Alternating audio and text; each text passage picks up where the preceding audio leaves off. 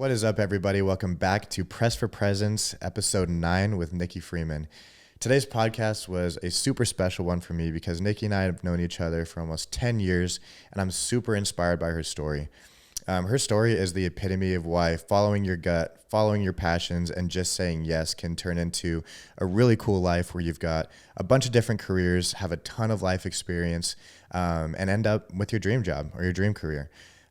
She has followed her passions for Spanish, her passion for CrossFit, her passion for living abroad, to a bunch of different things that included being a teacher, owning and operating a Airbnb in Costa Rica, having a food truck business in Boise, Idaho, and now she is a social media manager and a writer for one of the biggest outlets in CrossFit. Nicky's story is super inspiring to me, and if you take anything from this episode, it's just that you should follow your gut, follow your passions, and see where they take you. Just trust the process. So I really enjoyed this podcast. It was a treat for me to make, and I hope you enjoy listening to it as much as I enjoyed recording it. Let's get into the episode.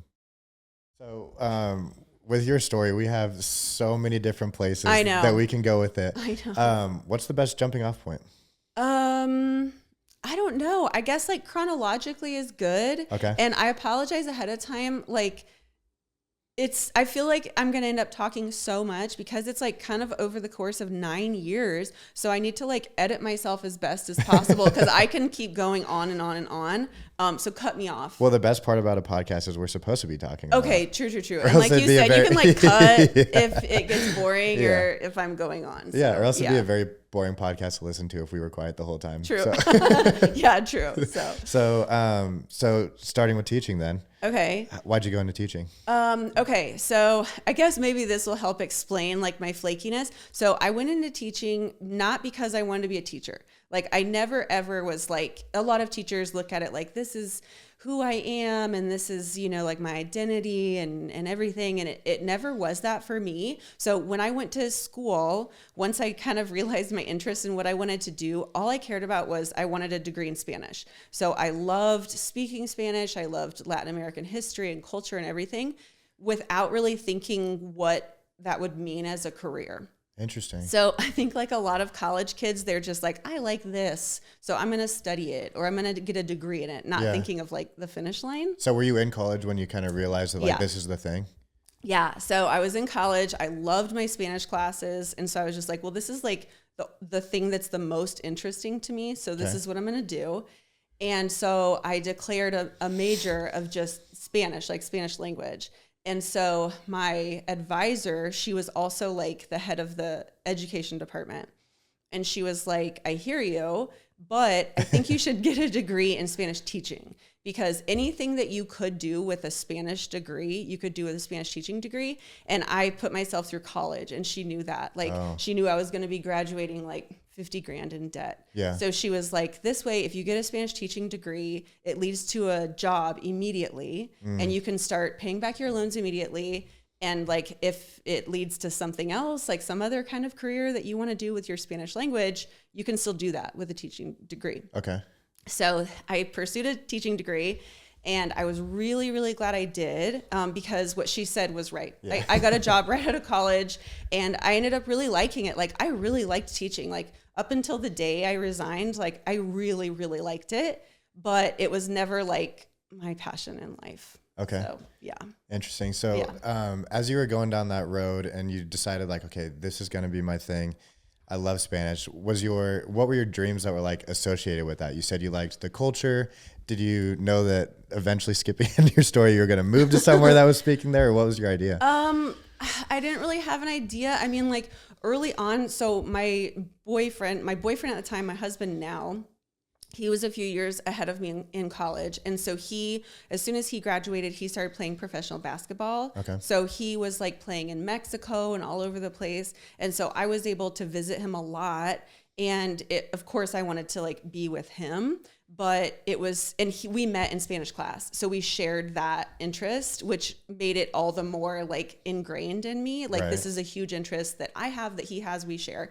And so I loved traveling. I just loved like everything about Latin American culture. At the time, I'd never been to Spain, so it was all like Latin America for me. And so I loved the culture, I loved the language, I loved the music, I loved the history. And yeah, like I never really knew what would come out of it. I just knew like I needed this to be in my life somehow in some way. And what was really cool about teaching that like I hadn't put together in my mind until my professor did for me was like I was able to share that with kids, which was really cool. Like, you know, all of my love for the language and all the culture and the music and the holidays and everything, I was able to share that with like 14 and 15-year-olds, which was really special. Yeah. And like once I got started in that career, I was like, oh, this is really neat. Except it's really hard when you're sharing something you love so much with like a shitty 14-year-old who may not love it as much as you do. Yeah, they're taking it because their counselor told them they had to. Exactly. Yeah. But but I really love teaching. It was very cool. But even like so what did I teach for like, so I think like almost 10 years I was a teacher. And even like over the course of that entire decade, I was never like, this is it, I'm doing it. It was more just like, this is cool. This is a job. Like, I like this job. It pays me enough. I get a lot of time off. This is a fun job. But it was never like, I was never actively seeking something else, but I was never like, this is who I am. This is what I'm doing for the rest of my life. Yeah. So I'm curious for you. One of my favorite things is talking to people who are just electric. Like those people where you get around them and there's something magnetic about them and there's that thing. And one of the commonalities that I've found about those people is there's almost always one thing that they found and they found a passion for it and they're like, I don't care what it looks like, I have to be doing this thing. Yeah. And I'm curious for you, it sounds like you had that passion for Spanish where it was like, I didn't even think about a career that might come of this, but I know that this is the thing. And so I'm curious for you, like, what that felt like when you found that passion and whether or not you had that thing baked into you already where you're just willing to commit to it, or if that was like a new thing for you to just be like, I don't care, I'm just gonna go. Yeah, it's funny looking back on it because like it's very not me. Like I feel like who I am deep down, like I'm all about like security and not really risk taking, which sounds very weird.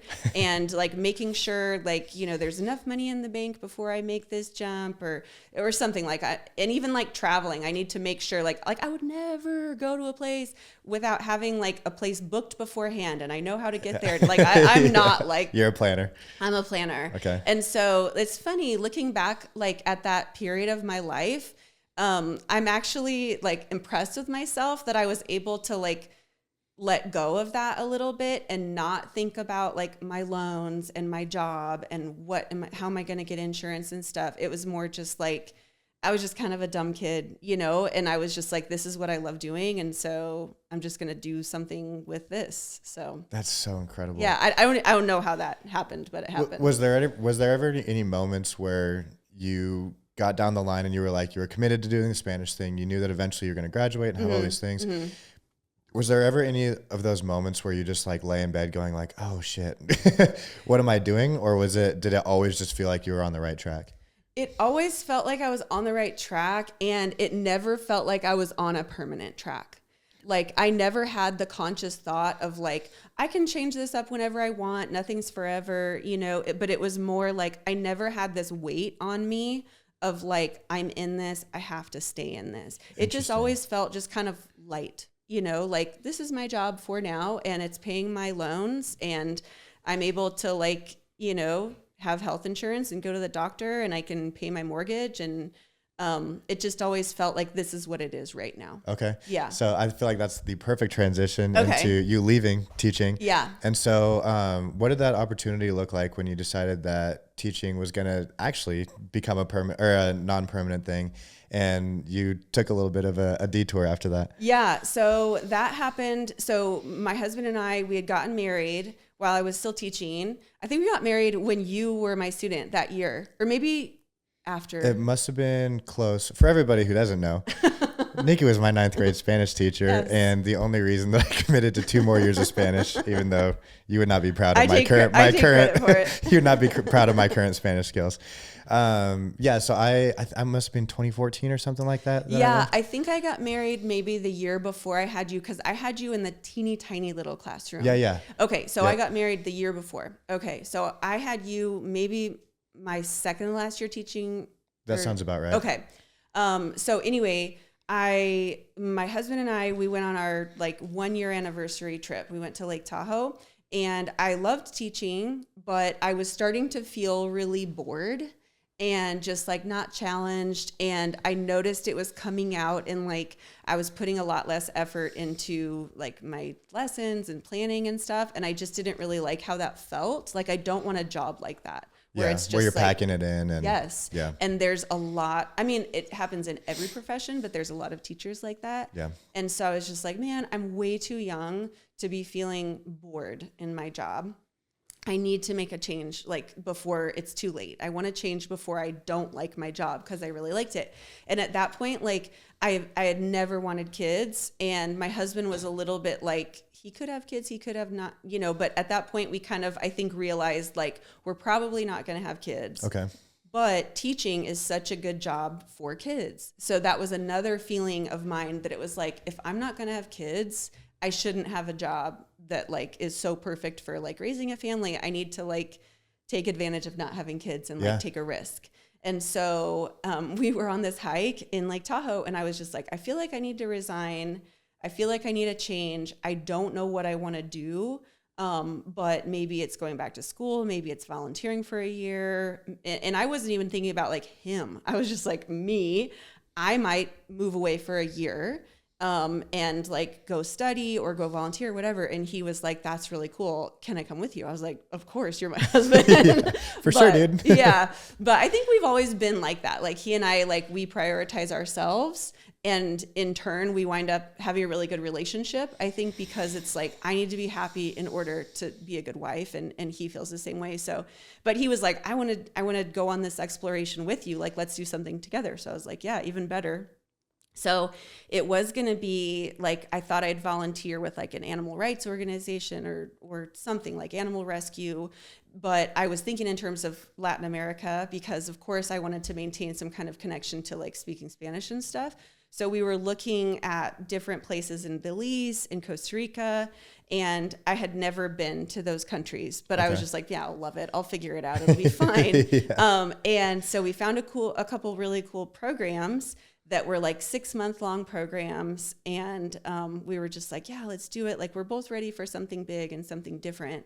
But in the midst of all of that, my husband, he's like really into like investing, and like he's really good with like investing and making money and robbing Peter to pay Paul and all the stuff. Like, yes.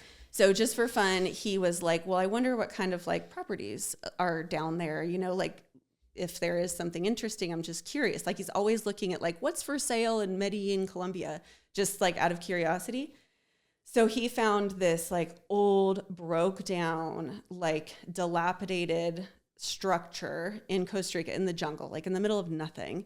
And the architecture was so cool. It was like this weird modern building in the middle of the jungle. It was so bizarre. And he's like, this is really cool. And I was like, you know, yeah, it's cool, but it's so out of our budget. We had some money saved from his basketball career. Yeah. So I was just like, that's like out of the question.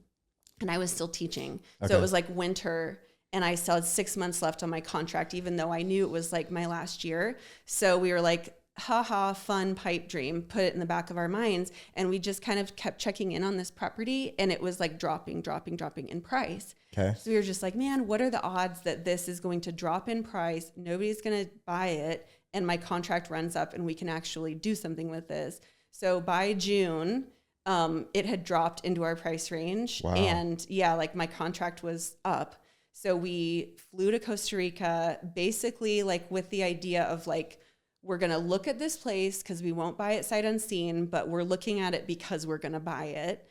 And so, and it was like, it had been an old hotel. Okay. And we have absolutely no background in like hotels, hospitality, small business owning, construction, anything. But it was just like, we were really drawn to this place for some reason.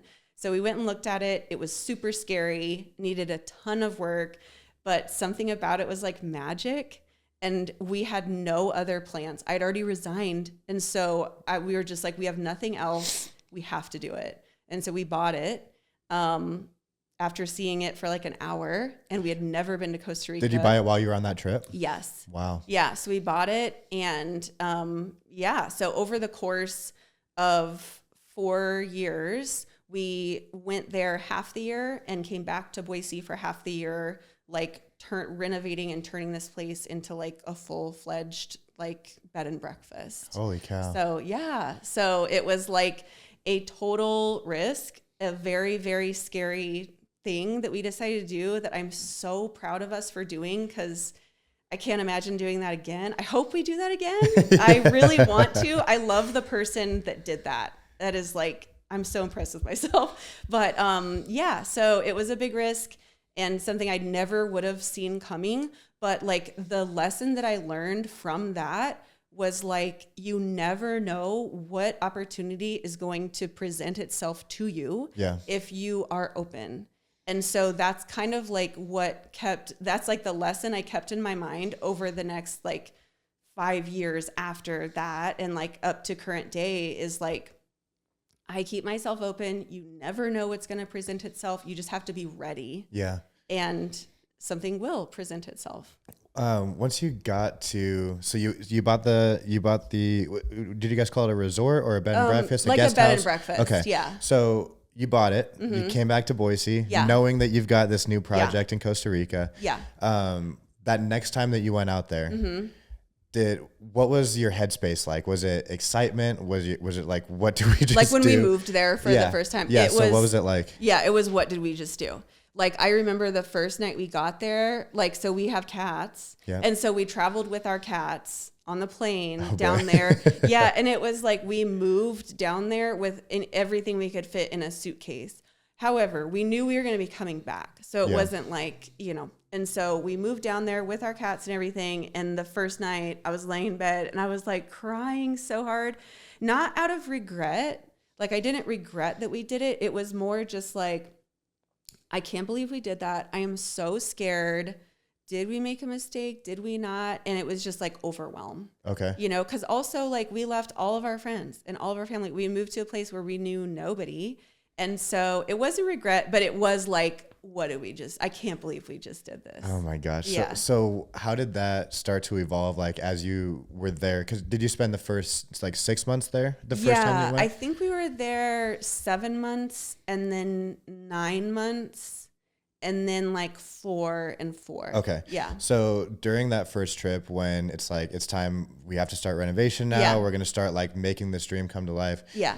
How did you start to like chip away at some of that overwhelm and really start to just like buy into what you were doing in Costa Rica? I think what helped was we right away joined a CrossFit gym, because like exercise is so important to us. And like, I mean, it's not like I'm obsessed with CrossFit. It sounds like I am because that's like my whole career, but it's like the exercise that I'm really familiar with. And it's so conducive to finding friends.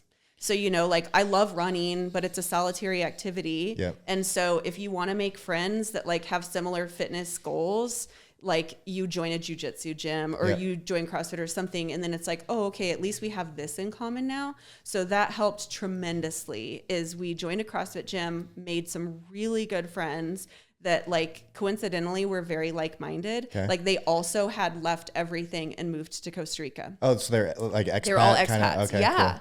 Which was really cool. And some Costa Rican friends as well. So that helped with the overwhelm.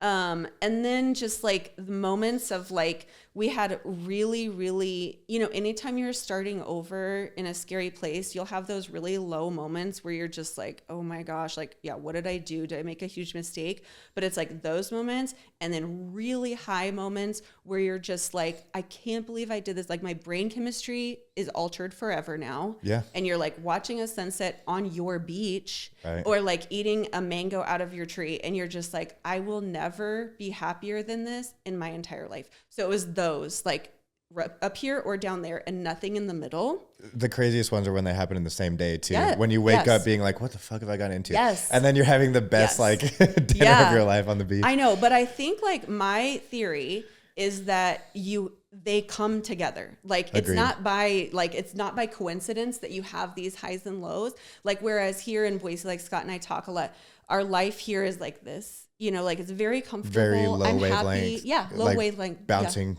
I top go to and the gym bottom. at noon. I eat rice for dinner. Like everything's very easy and nothing's difficult.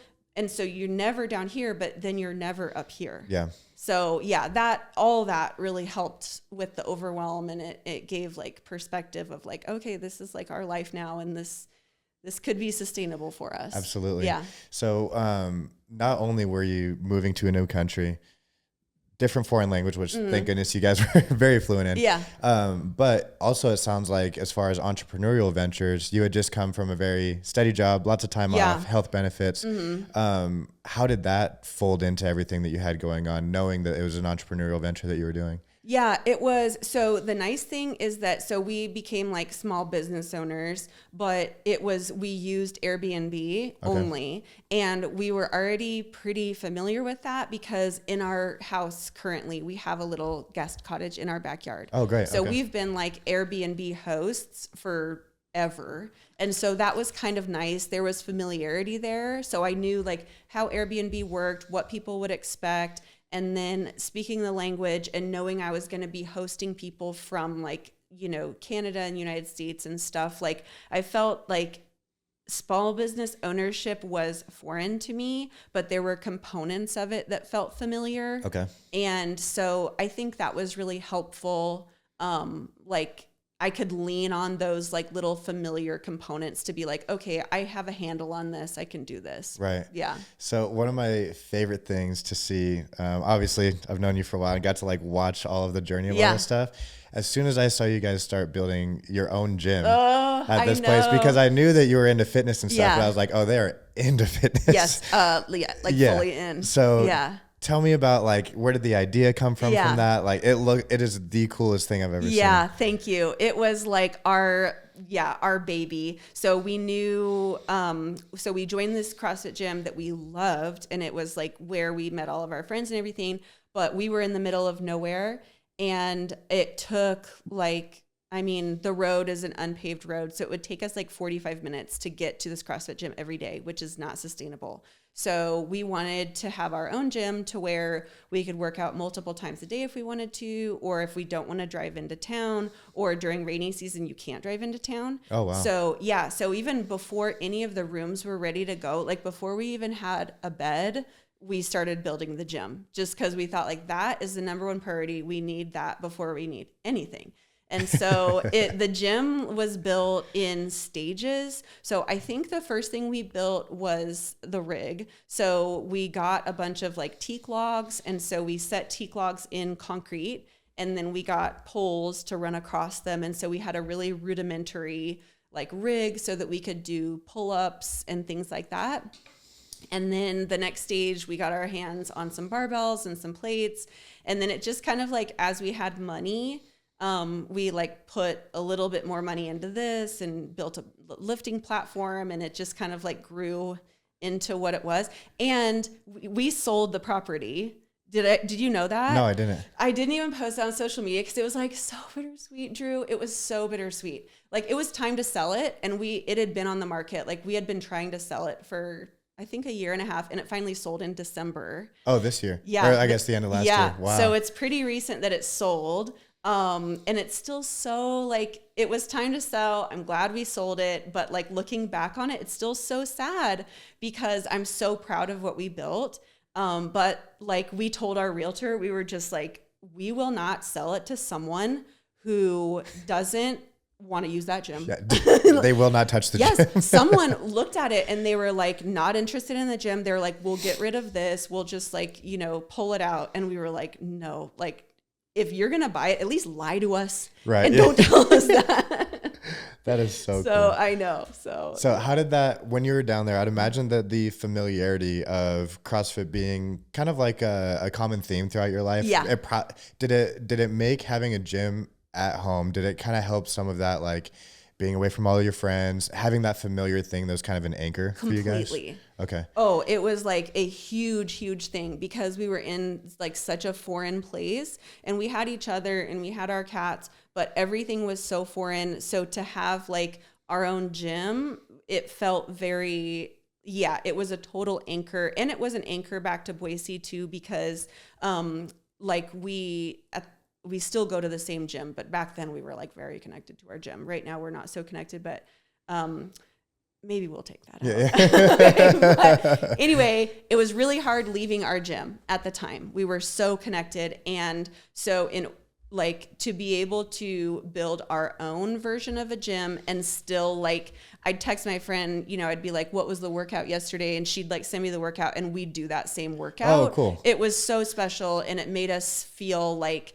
we're still like part of that community. And like we, you know, a big thing in CrossFit is like you post your score publicly so you can kind of compete with your friends. So we'd like post our scores and we'd like see who we beat back in Boise. And so that like, yeah, you said it perfectly. Like it was such an anchor for us and such a comfort. Like it made us feel not so far away. Absolutely. Yeah. So I have, Jared Har, who is one of my buddies growing up. So his dad and stepmom moved out to Germany while we were in high school. Oh, okay. Maybe in college, but my first trip ever over to Europe, I went and visited them. I went to Paris for a work thing. I was there for like a week, and then I took a train and went and saw Jeff and Sarah, which was awesome. But one of the things that was really interesting to me was I was sleep deprived, having a beer on their back patio and talking to them about how cool it must be to live in Germany now. Yeah. And I was super surprised when they told me, they said, you're only the second person that's ever been here and we've been here for 2 years. Oh, really? And what was interesting to me is they said that moving to Germany really highlighted for them like the relationships and the friendships that mattered to them. Yeah. And also showed them which of their friends valued their friendship. Interesting. And I've heard that same thing from friends who have moved to Hawaii and have gone to places where traditionally you're going to go to somewhere like that and all of your friends are going to be like, I can't wait to come visit and blah, blah, blah. Yep. And so I'm curious for you, how did picking up and moving your whole life to somewhere for 6 months out of the year, how did that change your friendships and your relationship as you moved out there? It was amazing because when we were getting ready to move and we were really excited, but also really scared, everybody was saying, we're going to come visit you. We're coming. Oh my gosh. Like you're moving to paradise. Of course we're coming. And all of them came. What? Yes. Wow. It was crazy. Like our first year, all of our friends came. Like I will start crying about it if I think too much about it. It was amazing. That's like, so incredible, especially not being an easy place to get to, I'd imagine. Yeah, also. I think it helped that it was like, you know, we didn't move, you know, to, I don't know, like Costa Rica, everybody wants to go to Costa Rica, Fair. You know? Yeah. So we were giving people an opportunity to go on a cool vacation and the fact that we lived in a hotel. So it was like, come visit, you'll stay for free. Right. So I think that was attractive. And then also like at the time when all of our friends were visiting us, like nobody had kids at that point. Okay. And so they were all these young couples that like, you know, like had 2 incomes, no kids. So they're like, yeah, let's go on vacation. Yeah. So things would maybe be different at this point because a lot of our friends have kids and, you know, like life gets in the way, but it was a good stage of life for so many people. But yeah, like I would say that first year, we had at least 10 to 12 different, like totally separate groups come to visit. Wow. So not only did like a couple, like some of our very best friends come, but we had a couple groups of friends that we weren't super close with that just wanted to come visit. And now we're really close with. Wow. Because we were just like we bonded so much with them coming to visit. But another thing that was cool was, so the friends that we made at our CrossFit gym that were like, you know, these expat friends, I would say, yeah, there's like this couple, and this woman, like they are like, I would do anything for those people, those friends that we made in Costa Rica. Right. And they're those friends that I haven't seen, like Nick and Sam, this couple, I haven't seen them probably in 3 years. Okay. I would do anything for them. And whenever we do see each other, it's just like totally back to like where we were 3 years ago and like the bond was formed. So yeah, like that time period, not only did we like really see who our friends are here in Boise. Right. But we formed really, really deep friendships there too. That's so incredible. Yeah. That must be such a testament to the amount of energy and like the amount of time that you guys put into being good friends to those people too. Yeah, because I hope so. That's a lot. Yeah. Yeah. It so meant so incredible. much. Cause yeah, I think like that is a sobering realization sometimes. And I'm not even saying like, oh, well, it's because Scott and I are so cool. It's like we were in a very special place that people want to visit at a very easy time for people to visit in their lives, you know? But I feel like you're underselling the heck I out don't of you guys know. being good I friends. don't know. Yeah, we'll see when we move somewhere else next. We'll see how many visitors we get. But yeah, I think that would be a very sobering realization if you get somewhere and you don't wind up with the visitors that you thought you would. Yeah. It would be like, oh, I thought our relationship was different. Right. Yeah. But if you move into a place that is a hotel and you build a badass CrossFit Make it gym, really easy for them. For sure. Yeah, maybe that's what you need to tell Jared's parents is like, just make it easier. Perfect. And yeah, give them more incentive to visit and then they will. Love it. Yeah. So some of the biggest like aha moments I've ever had have been overseas. So traveling and seeing how other people eat, how they live, the pace of their life, the things that we have access to that they don't, or vice versa. And I've made a lot of very big life decisions, including quitting my job and starting my business because of travel. But I've never gone and like entirely lived somewhere else. And so I'm really curious, what perspective shifts, if any, did you have from the experience that you had being somewhere that's totally different than Boise, 6 months out of the year for a while? I don't know. I'm trying to think. Yeah, it was a total culture shock, like moving from somewhere in a city to somewhere like in the middle of nowhere, like the jungle, everything. I would say one thing that was a big shift was especially, so the whole Costa Rica experience, now that there's an end on it because we sold it. So it was 2016 to 2024. I would say that over the course of those 8 years, Scott and I realized, like, being back and forth so much between there and here, we really, really, really need to be close to like grandeur. What I mean by that is like, we were so close, like monkeys would come in our tree every morning, like a family of monkeys. And you're close to that, like spectacle every day, and that like sense of like big nature beyond you as a human every day. It's like a reminder of like how big the world is. And we were steps away from the ocean every morning. Yeah. And so this giant grand thing, it just reminded you of how small you are, and how much is out there that you don't even know. And so I think that was a big perspective shift for both of us, was how much we need that and how hard it is living without that. And I think that's one of the things that's hard on us in Boise. And that would be the same if we lived, in St. Petersburg, like in Florida or Atlanta or whatever. I think we would really miss that connection with nature. Okay. And that sounds so trite, like, oh, I'm really connected to nature.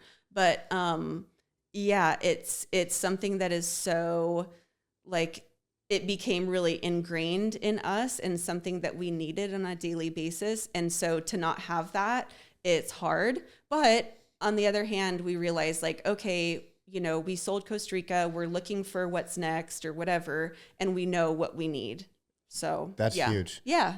That's really interesting to me because I moved about a year ago. I moved into an apartment for the first time and went from having, grew up with a yard, had a yard at the last place I was at. And I like, one of my favorite things in the morning is like walking around the yard and drinking coffee, or just like having some sort of outside, even when it's not, being right next to the ocean or having monkeys in the trees. But it's one of the things that I've noticed is when I feel like I'm in this concrete jungle sort of thing, or if I can't ever like get out of like the city mode of things, it feels like time speeds up a little bit. Yes. And I'm curious for you, if having all of those things where you had mangoes in your backyard and you had monkeys and you had the ocean right there, what did that do for you in terms of being able to like be present and like be where your feet are with on a daily basis, having those kind of experiences, I suppose? Yeah, it's funny. Like you'd think, so there's a ton of downtime, which you just kind of need to get used to at first. Like I'm not good with downtime. I like being busy all the time. I'm kind of a hustler. And so like if I have a few extra minutes here, I want to be working on this content, or I want to be editing this, or I want to be like, looking at these photos in Lightroom and making them better, whatever.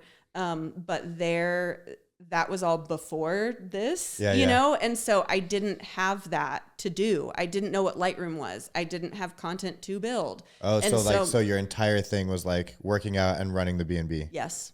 Gotcha. And so it was boring at first because I was like, I don't know what else to do. But in time, like my body just adjusted to that and my mind adjusted to that. And so in those down moments, I would just like sit on my stoop and like drink a tea or drink a coffee and just like wait for the birds to come, or like listen to the ocean and just kind of be, which was so special. And I don't do that at all anymore. Right, yeah. I feel like that's specific to like being there. And I look back and I'm like, man, I should do that more here. But like, I don't, and I can't. And yeah, it was really special, and it's a good lesson. I'm really curious. I struggle with the same thing, is like really trying to find a way to almost like fabricate present moments. Yes. And also having the hustler disposition. Yes. I'm curious if like how having those moments were essentially, it sounds like you like detrained yourself from being a hustler in some ways and had to like find a way to be still in those moments. Yeah. I'm curious that now that you have that as like a case study of, okay, I can just sit down and appreciate birds or appreciate the sound of the ocean or just like very, very small stuff. Have you found ways to be able to bring those moments into what you do now, or does it feel super foreign from where you're at? Yeah, it feels super foreign. It feels super forced, but I force myself to do it. Like I'm not nearly as good, because there I had to, like I had no choice. Yeah. And so I just like did it. And now it's more like I force myself to do it. But it's such a necessity, especially in my current job. Like I was mentioning before, it's so stressful and it's like really, really hard at times, and it weighs on me. And so like, something horrible happened in the summer of 2024 at the CrossFit Games. Mm-hmm. And so I was working with a psychologist who was so helpful.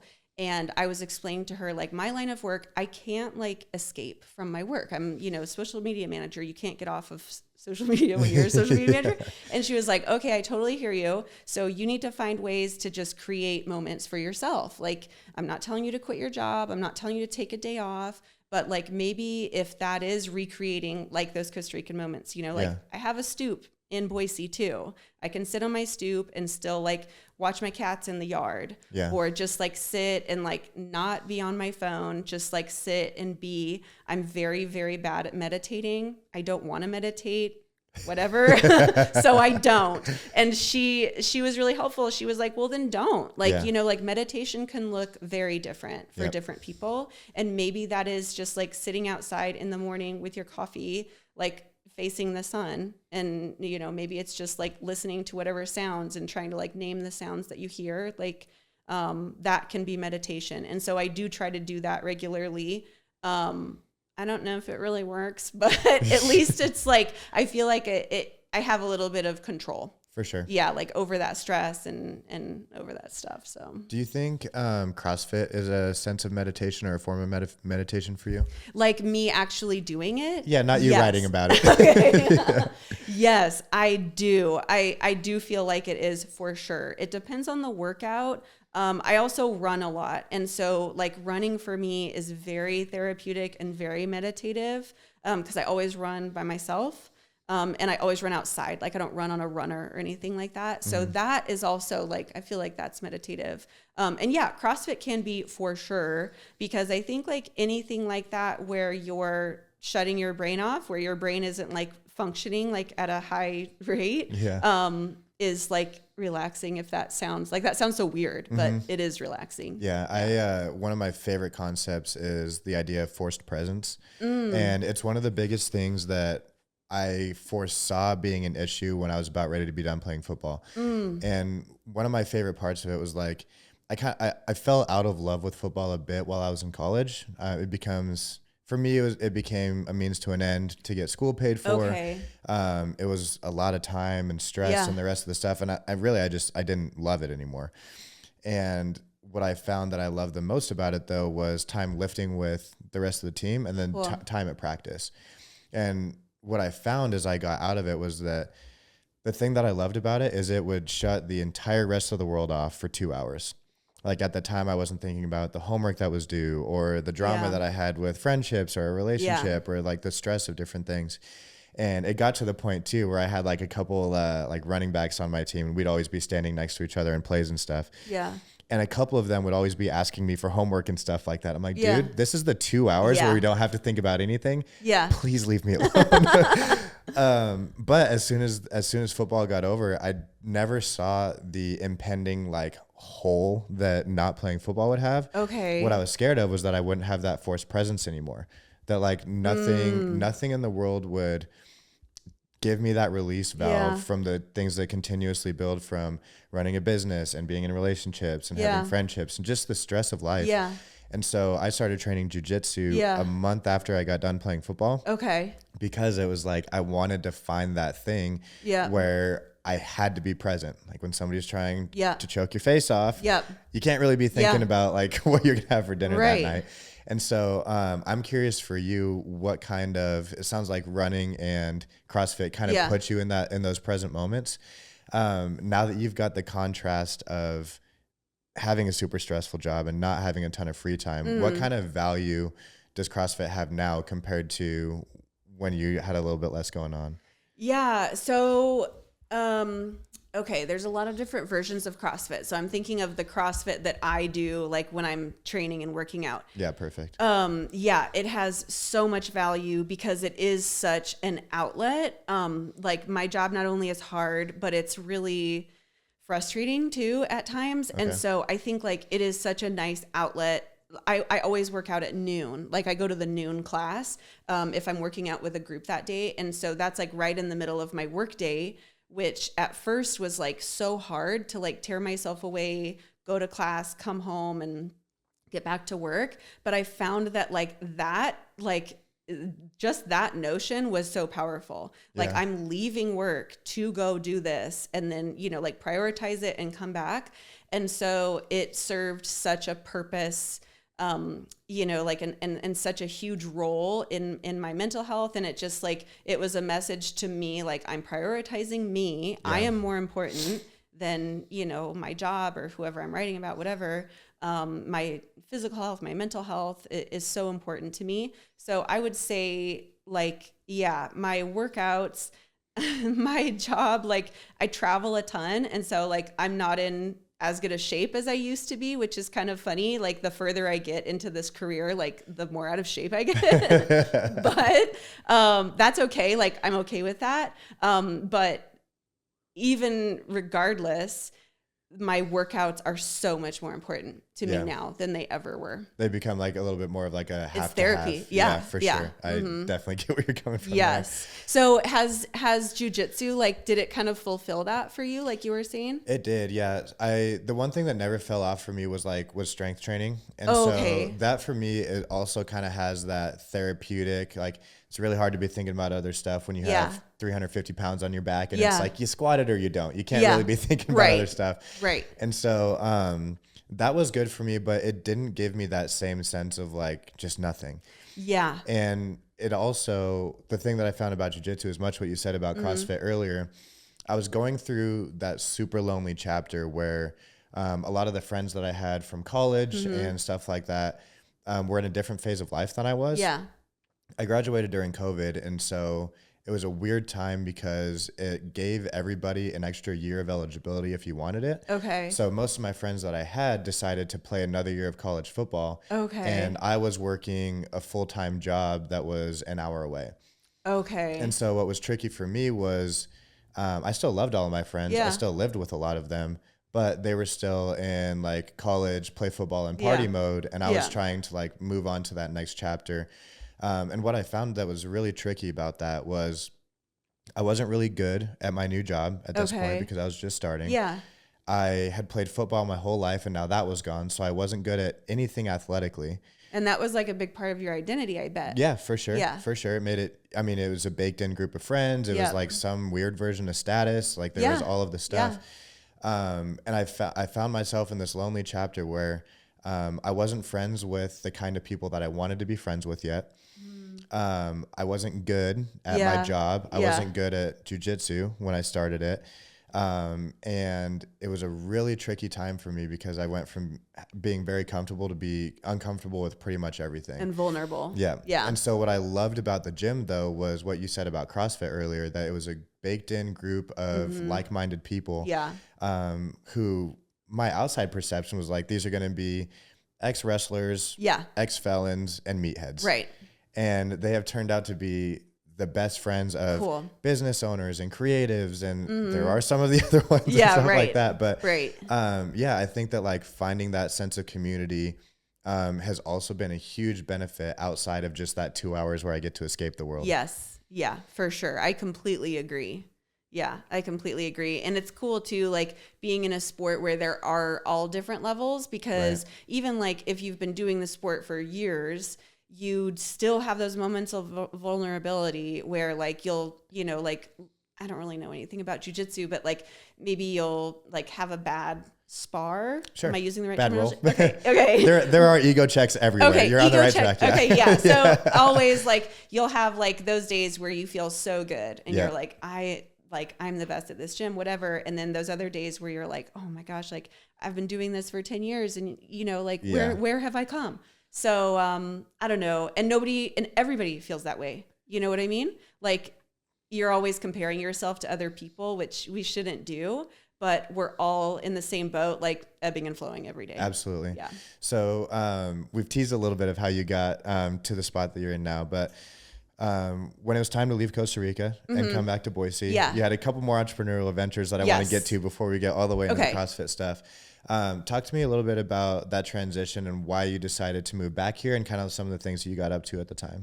Okay. So yeah, it was very accidental. So when we bought the property in Costa Rica, it was never like, we're buying our forever place. This is our legacy. We're going to do this for the rest of our lives. It was kind of like teaching. It was like, this feels right now. And we're going to do this for now and just see how it goes. Like, maybe sell it in a couple years, maybe keep it a couple years longer. This is just what we want to do right now. And we knew we wanted to live seasonally. And so when we came back to Boise, I was like substitute teaching a little bit in Boise schools, which was fine. I liked subbing, but it was also just like, it felt just very temporary and just, I don't know. And so my sister proposed the idea because I love cooking. I've always loved cooking just for friends, family. And she was like, why don't you just start like a little, like you cook a bunch of meals, text your friends and just say like, hey, I made 10 lasagnas. Do you want one? I'll drop it off. And so I was like, yeah, because she, so anyway. I wish I would have known about that and lived here. I would have been on your speed dial list. Yeah. So I was just like, okay, that sounds kind of cool and like grassroots. Like, I love that idea. And she's like, yeah, it's just a little like business for you while you're here in Boise in between your Costa Rica seasons. So I was just like, yeah, that'd be so easy. I could just like start an Instagram account for it and just sell through Instagram, like local only. And so that's how it started. It was just like no permits. I cooked out of my kitchen, and it was just friends only and through Instagram, and they'd message me if they wanted something and they'd Venmo me like $15. It was always like one meal. I'd cook one meal, and I'd cook like 15 of them and they'd Venmo me money. So it started just like that, and it blew up like within a week. Like friends were telling friends, and they were just like, oh my gosh, this food is so good. Cause it was really different food than you could buy around here. And it was delivery. So I'd make a meal, I'd bring it to their house, drop it off at their house, and then done. And they'd Venmo me money. And there's nothing like that. Like there still isn't really. Right. And I made it really cheap because I wanted anyone who wanted to afford it, I wanted them to be able to buy it. Okay. And so within a week, it was so big. And so we realized really soon, like, oh, like we could scale this up, not really even take a big risk, but I could just like rent space in a commercial kitchen in Garden City. I could just make more, still sell through Instagram. And it would just be like a really nice little business while we're here for, 4 or 5 months. So that's what we did. And we did that whenever we were here in Boise. And so what started happening was Tin Box was getting bigger and bigger and bigger, that we realized like, oh my gosh, like this is like growing kind of out of our control. And I wonder if we should start putting more effort into this and get a manager to manage Costa Rica. Whoa. So that we maybe are spending more time in Boise than we are in Costa Rica. Okay. So that's really what happened. Like it kind of like grew without our effort or control. Yeah. Just because we stumbled upon something that was really needed here. Right. And so we still loved Costa Rica, but we had found some really great managers that we trusted. And so then we started like going there less. The managers would take care of things, because when we would, because I never trusted anybody to manage Tin Box besides myself. Yeah. So when we would go to Costa Rica, Tin Box would shut down completely. Oh, wow. Yeah, which was great. It was nice to have that like power in order to do that, but it bummed people out, and it was kind of growing into like a passion project for me that I would like feel sad shutting down to leave. So we started spending more time here, less time there, growing Tin Box. And yeah, I think we ran Tin Box seasonally for like 3 years, starting in May 2018. And then I started staying in Boise full time. Scott would still pop back and forth. Okay. And then I finally like totally packed up shop in summer of 2023. Wow. Yeah. So yeah, it was like 5 years, and it was a really cool business. And it was another thing, kind of like teaching, where it was like, I'll do this for now and see where it goes. Like it's not my identity or my passion. And it kind of just fell into my lap and was accidental. And yeah, it was awesome while it lasted. It's really cool too, because you had like this almost like slow trickle into entrepreneurship, where you got to go from having some familiarity with the hospitality stuff and Airbnb, obviously with the CrossFit gym and stuff like that, and then move into something that is hyper entrepreneurial with Tin Box that you're doing. You said before we got started on camera that you were like, at some point you got to the point where you were done being a business owner. Yeah. I'm curious for you though, when you were in that phase where it's like you're seeing super fast growth with Tin Box. Yeah. You're renting commercial space. You guys did you guys got that really cool van? We did. And retrofitted it. So while you're doing all of that stuff, what kind of things did you learn as an entrepreneur, and what were some of the things that you had to like to grow into as that business grew? I think like one thing that I could never do, and one of the reasons why I realized this is not a long-term thing for me, is to be successful as an entrepreneur. In my opinion, you have to go all in. Okay. Like completely. I mean, probably that's a blanket statement, but I think in order for us to have like really let Tin Box reach its full potential, we would have had to go completely all in, like invest a ton of money, maybe like lease, a full-time space, like a shop front, something like that. And I was never willing to do that, because it was never my full-time thing. It was just like there's just this little like cooking gig that I had. And so I think that was a lesson that I learned. And that was like around the time when I realized like, I'm almost done with this, because I was unwilling to go all in. And so I was like, either I'm going all in or I need to be done with this, kind of like teaching. Yeah. Because it was like, I'm starting to get a little bit bored. I'm not willing to put all of our savings into this, so I need to let this go. Interesting. Yeah. I think it's really cool speaking to entrepreneurs, because there's so much like excitement at the beginning. Yeah. Right? There's like, oh, people are like texting me back really fast, and now it's growing really quick, and now we've got a space and event, like all of the things. Yeah. But I think that there becomes a point with most ventures where, like you said, it's like you've gotten to do everything to this point so you can step up to the plate and like really succeed with it. But at that point, you have to swing with everything. You have to swing with your time, with your money, with your investments. Sometimes you have to move for it. Yes. And I think it's really cool that you had the ability to look at something like that and be like, I'm not willing to do the things that it's going to take for this thing to succeed in the way that I want it to. And I think that one of the biggest traps that people get put in is that they see entrepreneurs and they see like the goals that they set out for themselves. Yep. I want this to be $1 million a year business. I want it Yeah. to be 10 million. I want to have this many employees. I want to be in these places. And I think it's so easy to see the goal. It's so easy to see like this big grand vision. Yes. But a lot of times you can't see the price tag that's attached to that. Oh yeah. You don't see like the sleepless nights and like they're barely making their mortgage and they're like, you know, at their shop all day, every day, because they can't afford employees. Like you don't really see that. And yeah, I think that is so special. I have friends that are living in that world. Yeah. And I'm kind of jealous of them because I'm just like, man, what must that feel like to believe in something so much that you're willing to do everything and sacrifice everything? Like I commend them for that. But yeah, I think, you know, like you have to, it should be seen more. You know what I mean? Because I think there are a lot of young entrepreneurs and young people like with these big dreams, not really realizing like, okay, do whatever you want. But if you want this to be like a raging success,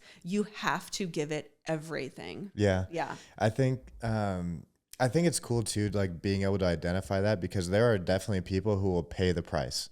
Oh, for sure. Like as soon as they see that on their shopping cart and it's like, yep, even with tax and shipping and sleepless nights and like, yeah, it's worth it. Yeah, I will still press checkout on that. Yeah. But what I love about your story with teaching with Costa Rica and with Tin Box is that you were able to get to a point where it's like, I'm not willing to pay whatever this cost is anymore. Yeah. But still being willing to do the next thing because there's so many people who end up in a spot where, you know, they fall right into that sunk cost fallacy where you hear all the time, like, yeah, I don't really want to do this, but I just got tenured as a teacher. So now I'm just going to stick with it and the retirement's good. And I guess I'll do something else in the summers and blah, blah, blah. Yeah. But getting up to that point where you realize it's like, yeah, I'm not willing to do this next thing. Yep.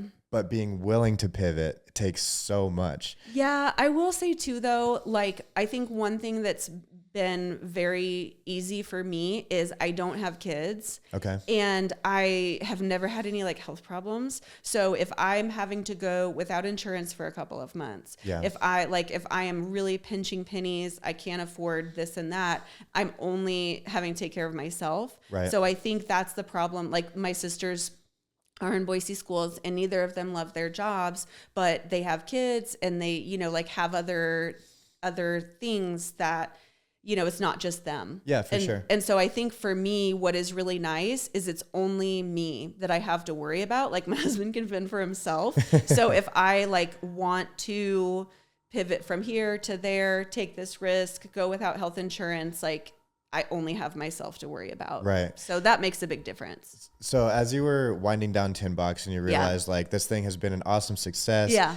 From watching what was going on, it looks like you guys had a great community and people were excited when you came out and all this stuff. Yep. When you realized that it wasn't going to be the thing that you were going to do, tell me about the shift that started happening after that and kind of like what the next thing was. So I went to school for UX.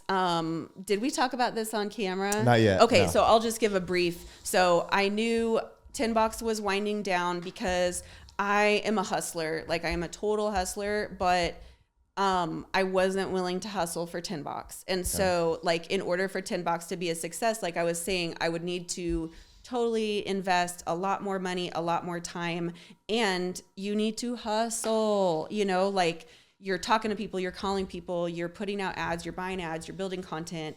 And I was just like, I'm not willing to do this. Like I'm getting tired of this. And entrepreneurship is really lonely. And so I was really missing, like, I didn't love teaching, but I did love teaching. I don't want to say that, but I had really great coworkers. I always wound up with really great principals and bosses and everything like that. And so I really missed having like a team. Yeah. And so I realized I wanted like coworkers, I wanted a boss, I wanted a mentor, but with an asterisk. Like I've always been in jobs where I do have a lot of creative freedom. And so I knew I wanted to have a team, but with creative freedom. And so I pursued school. Like I went back to school and I studied UX research and design. My brother had been he had studied that a few years prior. And so he got a career as a UX designer and really loved it. And it was really lucrative. And I was at the point where I was just like, I'm done hustling. I want a team. I want a job with benefits, and I want to make like a decent salary. Yeah. And so I went back to school, studied, and graduated, and applied for 167 jobs over the course of 5 months. And it was so exhausting. But my brother, being like a stage ahead of me, had told me like, this is totally normal. You will apply for, 167 jobs. You will get one callback, maybe 2 callbacks. You'll get 1 offer. So I was just like, okay, I just need to keep applying until something happens. And this is pre-ChatGPT. It's pre-make one job application and send it out to 100 people. Yes. Especially because I felt like I'm applying for jobs in like I ended up narrowing my application field more and more over time, to where in the end I was applying for like writing jobs and research jobs, where I'm having to like in my cover letter, in my mind, demonstrate my writing abilities. So I'm like, I want this to be a good, like evidence of what I'm capable of. And the jobs I was applying for were bonkers. And so they were like the full gamut. So it's not like I could use my cover letter for my Airbnb application for, a cover letter for this ed tech company local in Boise. So I really did have to make like totally bespoke cover letters, which looking back, I'm like, that was dumb. I didn't really need to do that, but good writing practice. It was good practice. Yeah. Mm-hmm. So tell me about, obviously we were talking off camera about it. Your 167 did go in, 168 turned out to be awesome. Yeah. So I was not like, I was not even looking like in the CrossFit world, nothing in like news media or anything. But so I have been like a Morning Chalk Up subscriber since 2017. And I follow their Instagram account and everything like that. And so they had posted on their Instagram account that they were looking for contract writers for their newsletter. And so I was like, wow, that's cool. I'm like, all I do is apply for jobs. So I have nothing to lose. This is a total Hail Mary. I'll apply for this job and just kind of see what happens, with really no, like at that point, I was never applying for a job thinking like, please, please, please. Like I was dead. I was dead inside. So I was just like, okay, here we go. So I applied for it, and it was within like 2 days I heard back.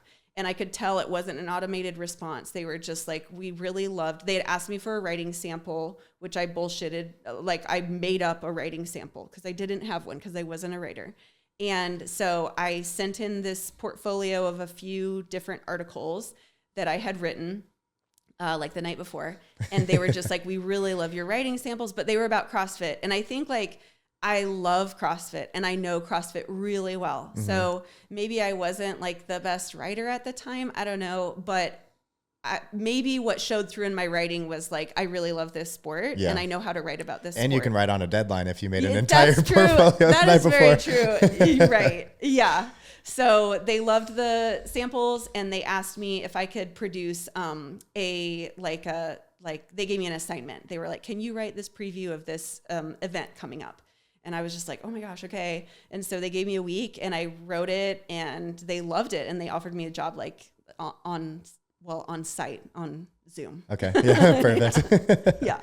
Awesome. So once you got that job, yeah, I would imagine that after 5 months of applying and all this stuff, that must have been some sort of excitement or sigh of relief, or like, what was the feeling where it's like, holy cow, I was applying for all of this stuff and I got like a company I was already a fan of. It's in an industry that I care about. What was your headspace like once that opportunity kind of unfolded? It was conflicting because the job was just a contract writing position. So it was just like, I write an article, send it in. If they publish it, I get $100. So, and the most I would get, like the most articles I would ever have published in a month, a super busy month, would be 10 articles. Wow. That'd be a very high producing month. So you can't really survive on $1,000 a month. Right. So it was really conflicting. And I thought like, I just got hired with Morning Chalk Up, who was like the end all be all. Like for me, it was like, I can't believe like it was so surreal.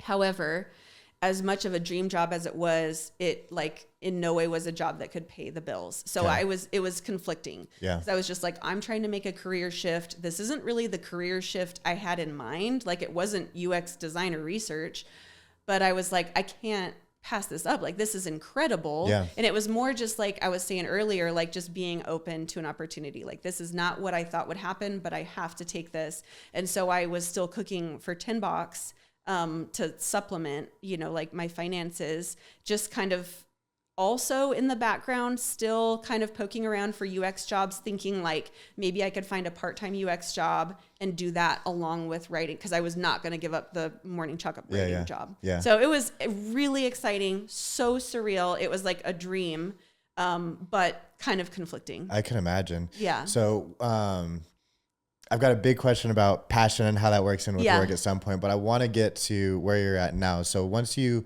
got to that point where you're writing, maybe making $1,000 a month on this thing, I'd imagine maybe writing an article a day, submitting. Not like, really. Writing like, a ton? I mean, there are other writers. And Right. so there's only so many articles that they can fit in the newsletter each day. And so like really, like if I'm producing 10 articles a month, which is a high producing month, I'm writing like one every 3 days. Got it. Yeah. Okay. So at that point, how do you get to a point where now you're full-time in CrossFit media, you're doing all this stuff? How does that evolve from being kind of scraping by, but you got into the industry, like you kind of dipped your toe in?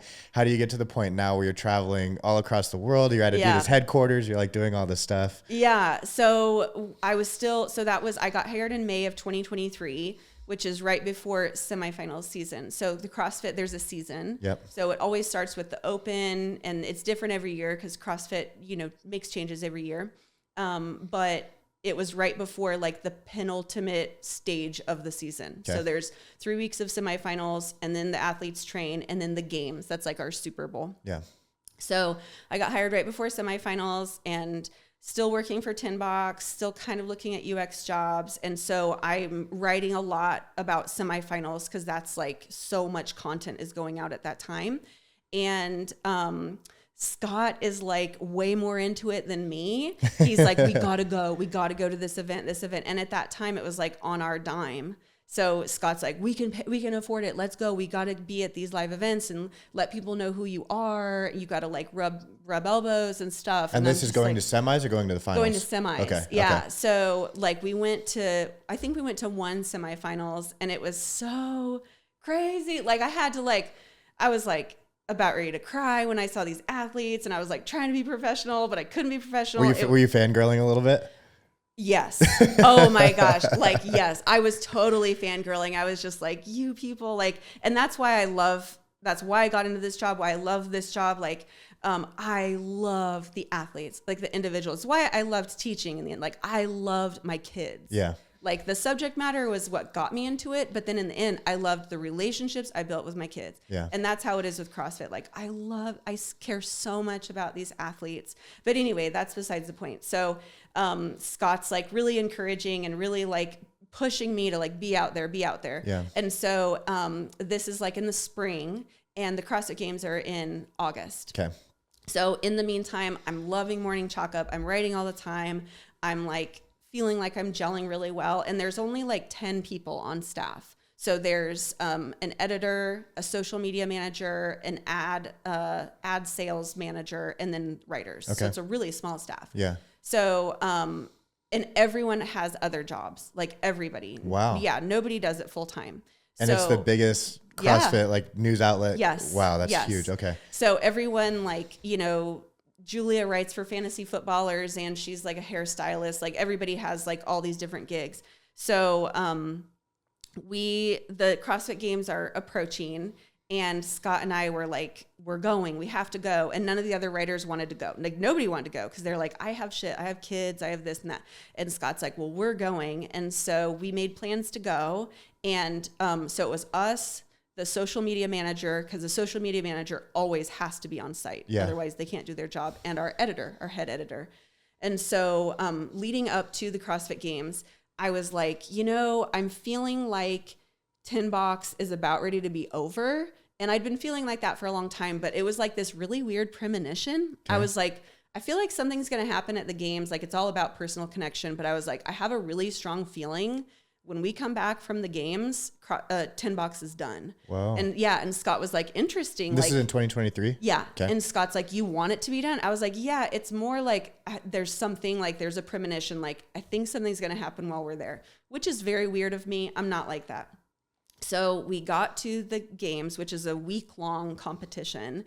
And when we got there, I met my team in person because it's all remote. So I was like meeting them for the first time. I was meeting our social media manager who I love. And I was just like, oh my gosh, I can't believe I'm meeting you. Like, let's be best friends. And she was like, well, I'm sorry to break this to you, but I just quit. And I was like, what? And she's like, yeah, I just quit. Like, I'm done. And I'm like, spot? Yes. So I was just like, what do you mean? She's like, I'm going to finish out this week, but I'm resigning. Like, I don't want this job anymore. And it was just, I was like, what do you do? What's your job? And she's like, I do this, blah, blah, blah. I do this. And I was like, okay, interesting. So I went straight to my editor and I was like, I want her job. I can do it. I can do her job. And he was like, have you ever done this before? And I was like, nope. But if you trust me and you take a risk on me, I promise you I will be 10 times better than what she was. And you're on site and you've got the ability to do all of it that week. Well, she was going to finish out that week. Okay. Yeah. So I was like, as soon as the games are over, like as soon as you want me to, like if you're willing to take the risk on me, like I want her job. And so he was just like kind of overwhelmed because I was like so assertive about it and so sure of myself. So he was just like, well, do you have a portfolio to show me? And so I had my UX portfolio, which like, this is what I said earlier, like I seem so flaky, but all of these other little gigs that I had leading up to this moment, I felt like all of it prepared me for this. Yeah. And like social media managing, as you know, it is like I do a ton of graphic design. Yeah. So it's like graphic design, photo editing, video editing, copywriting. writing. Yeah. Yes. So I was just like, man, this is everything that's like teaching helped me with, like I'm bilingual, I'm good connecting with people. Like, so it was like in that moment, I realized like I am the ultimate social media manager. I can do this. So I sent him my portfolio, my UX portfolio, and I wrote a letter about like why he should take a risk on me.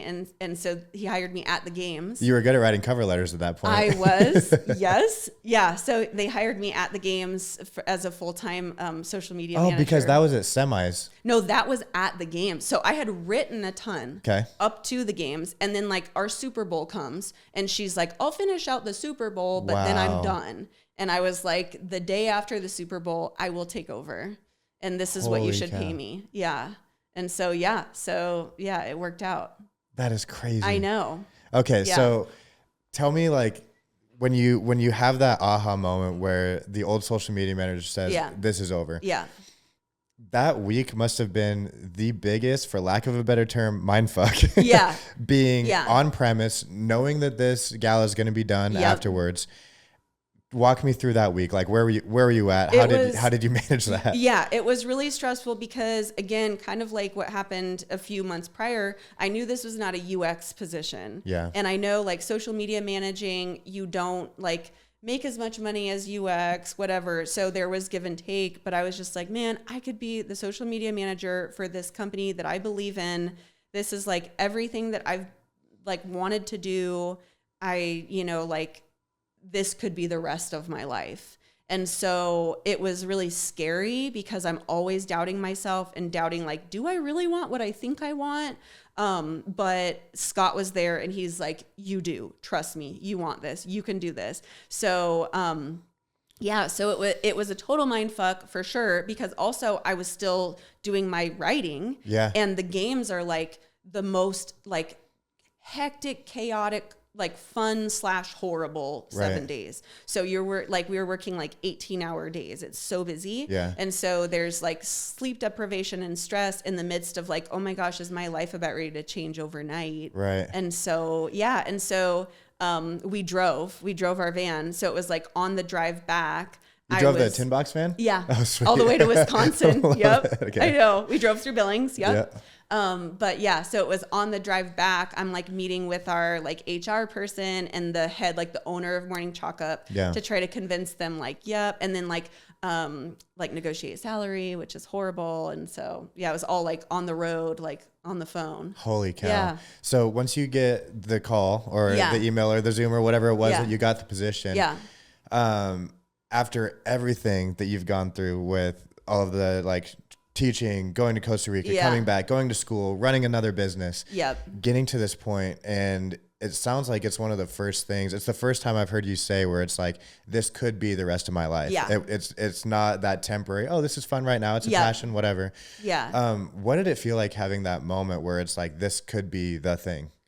It is so surreal. Like it was so unreal. Like, and even like days afterwards, I was waking up like, I can't believe this is happening. I can't believe I'm here. And it was also like, so there was that, but there was also a slow burn because there was still a lot of the job that I needed to learn. Mm-hmm. And, you know, like at that time, I didn't know any of the athletes. Like I didn't have relationships yet. And that's a huge part of this job. So it was like a slow burn over, you know, the course of time that still happens to me. Like I'll be at an event and I'll be like freaking hanging out with these people that I've been writing about for years, or meeting. Like this weekend, we hung out with this weightlifter that I've been idolizing forever and just like hanging out with him. Yeah. And so those moments still happen to me where I'm just like, I can't believe this is my life. I can't believe I get paid for this. Mm-hmm. It still happens. So like it started happening then that first day.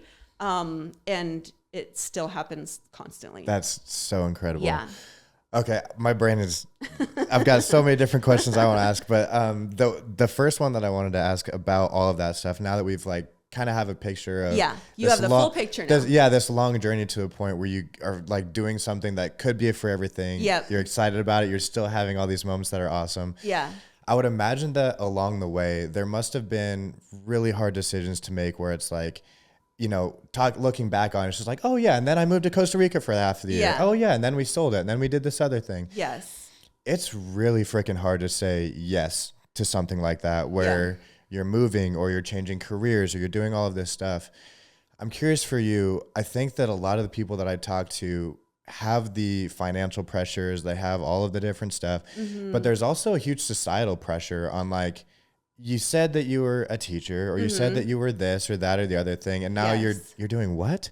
Yes. And so for the people who are like thinking about changing something, or they've got all of this pressure of like, but my parents really want me to do this, or these people are proud of me, or what are people are going to hate on me or whatever. Yeah. How the heck did you manage that piece of it as you made these huge jumps?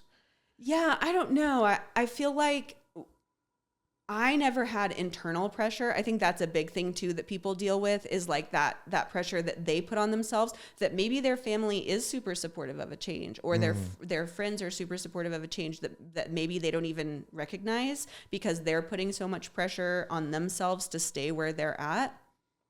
I never put any internal pressure on myself. Like I said to you, it was always just like, this is what I'm doing right now. And my family and Scott's family, like 100% whatever we wanted to do at any point. They were like, cool, you're doing this now? Awesome. Okay. So that it was another like really big privilege of mine. Because I think too, like my brother and my sisters, like they're kind of like that. My dad was like, he retired at a really young age so that he could go move to Mexico for a couple of years. Okay. And then he started a house, renovation business. And so I kind of like, that's familiar for me. Okay. To an extent, is like kind of like pursuing this passion and then like letting that run its course, pursuing that passion. And so, yeah, I guess like I don't have the best advice for someone feeling that pressure. Cause I don't know. I've been lucky enough to never really feel it. That's incredible. Yeah. So, okay. Next question I've got on that stuff is, I love that most of your story is guided by those passions that you're talking about. Yeah. And I would imagine that makes it a little bit easier to make those big jumps, because there's like that intrinsic pull motivation towards, I really love Spanish and Spanish culture. Yeah. Or I really love CrossFit, or I really love these different things. Yeah. One of the biggest things that I've been diving into lately is figuring out like what happens when your passion becomes your career. And I think that it seems like that has happened to you essentially a couple different times. Yeah. Like it seems like most of your passions have been a version of a career at different points. Yeah. And so, how do you manage taking something that you really care about and you're passionate about and then making a career out of that? Yeah, I have been so lucky. And I think like I loved cooking, so I did cooking. I loved Spanish, so I moved to a Spanish-speaking country, and now I'm in CrossFit. It's funny, like I'm so lucky that my passion and my interest is my career. However, at the same time, sometimes I feel like I am a little one-dimensional, because like when I'm filling out this like questionnaire for my work right now, that it's like, what are your hobbies and interests? I'm like, CrossFit, weightlifting. And then I'm just like, no, Nicky, like I have more, like I like petting cats and I like drinking coffee. Like I have interests. So it's hard. I think like there's give and take. Like the few people that are able to work in their passion, it is so, so cool, but it can also really narrow you, to where like a lot of my friends are CrossFitters. A lot of my colleagues are CrossFitters, and that is great. But at the same time, sometimes like I'm just so ensconced in this world that like it's good and bad. Interesting. Yeah. Mm-hmm. That's so funny, because I've never heard somebody had that perspective before, where it's like once you're doing your passion, most of the people around you and what you're surrounded by and stuff like that is all that thing. Yes. It doesn't particularly seem like a bad thing though, if it's just like, no, this is actually what I love, and now everything gets to be. Yeah. Yes, it is definitely not a bad thing. I think though I have other interests outside of CrossFit that like I don't really get the chance to pursue, and I don't really get the chance to like explore, or they like they like peter out. Gotcha. To where like I used to run a lot more, for instance, or spend time with this group of friends, or I used to, like play the piano or whatever. And those interests have fallen by the wayside because like, it's just so much easier to just stay in this little world, in this little bubble. Got it. Than like make an effort, like to start playing piano again or this and that. And so it's definitely not a bad thing, but it's something that, if I do stay in this career forever, I have a deal with myself. Like I can't just stay in this one little bubble. Yeah. Like I have to force myself, like join a rec league basketball team, or, like do start playing piano again or something, just so I feel fulfilled. Cause I think like, I don't ever want to feel burnt out. Yeah, and I don't. And I'm afraid that I possibly could if I just stay here. I think if I am able to branch out more, it will like continue to feel fresh and exciting, and I'll be passionate about it. Absolutely. I think it's super important for people who are doing anything creative, where your job has a ton of that. It seems like it's almost all creative stuff, from having to write to do content creation and editing and like all of the stuff on the back end from that too. I think that it's very important for people that their job is a creative venture to have other creative things that they're working on, whether it is through music or through something different. Because I think not only does it avoid burnout, but I also think that when you come back from doing something like that, it makes you more creative at your other thing. Yeah, you like pull from all of these different experiences. It just makes you richer. Absolutely. Yeah. Do you think that having a couple different business ventures, from the bed and breakfast to doing Tin Box, and kind of feeling how hard it can be in the first year 1, year 2, where you kind of have to dedicate a ton of time and resources to something. Yeah. Do you think that that is helping you now that you've stepped into this position, being like, it's okay that I'm stressed and working long hours right now, because down the line, this is going to become easier, or blah, blah, blah. Like how do you kind of like tap into your entrepreneurial experiences to help your career now? Yeah, I think like, the lesson that is more prevalent for me with entrepreneurship is, as you can relate, I'm sure, like entrepreneurship is so much about reading people and understanding like what motivates a person and what motivates a client and everything, and knowing like when to give them what they need, or recognizing what they need before they need it. Yeah. And so for my current job as a social media manager, like, it's a lot of human psychology and understanding like the algorithm is constantly changing. Right. And so you have to know, like, what will somebody find entertaining? What will someone find engaging? Why is my followership like dropping? Like you're constantly analyzing people in psychology. And so I think that has been really, really helpful. It's in a completely different realm, but I've been analyzing like human motivation since I was teaching 14-year-old kids. True. So I think in that sense, like I've been using that skill set in all of these seemingly unrelated jobs. Yeah. Yeah. God, this is so cool. Yeah. Yeah, I love that. So now that you're in a position, we talked about it at the beginning before we were on camera, but you've mentioned a couple times that you're in a position now where you're super busy. Mm-hmm. It can be stressful. You're traveling a lot, and you go from being in Costa Rica where you're hanging out like, I hope the birds show up soon so I have something to look at. So I have something to look at. Yeah. And now you're in like very fast paced. You've got a ton of stakes. I mean, you managed an account with 170,000+ followers on it. That's just one of them. Just one of them. You've got tons of following on the newsletter. Like you have a ton of essentially pressure with what you're doing now. Yeah. And so now that is also attached to your passion, mm-hmm. How has that changed, if at all, your personal relationship with CrossFit or kind of that thing that you get to do that is meditative and for you, now that that's part of your work? How do you manage all of that? Yeah, it's interesting. Like, I think I said a little bit ago, I was like, there's different versions of CrossFit. So I'm talking about the CrossFit I do for myself. So like I do CrossFit as a workout. I write about CrossFit as a sport and professional athletes in the sport. Then there's also an industry, CrossFit HQ. Yeah. So like there's so many like facets of this sport. And I have to keep them all completely separate. So like what I mean by that is like, for instance, if I am really upset with decisions made by CrossFit HQ, but I still want to be a part of my gym and do this workout, I have to just completely separate it. You know, like I don't support you, but I do support this methodology. Or I don't support you, but I do support my gym community, or something like that. And that has been like what I was saying a few minutes ago about like making sure I pursue other passions and other interests. That aside, I also have to make sure I keep all of the versions of CrossFit totally separate. Interesting. Because it is like, we are independently owned, Morning Chalk Up. So CrossFit, like they can't dictate anything that we write. We have no obligation. Like we can print whatever we want, but we do have to maintain like an okay relationship with them because they decide if we get access to their events. So we do have to like, toe the line a little bit. And that is hard because they do a lot of things that we disagree with and that I personally disagree with.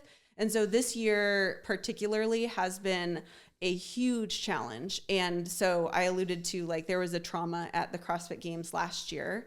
And in that moment, it was like, oh my gosh, am I done? Like, do I leave this job? Like, can I do this anymore? Give some people who don't know as much about what happened in that event, because I think it'll add a little bit to the context of why it was such a big thing. Yeah. So during the CrossFit Games on the first event, one of the competitors, someone that I knew well and someone that I loved, died while swimming.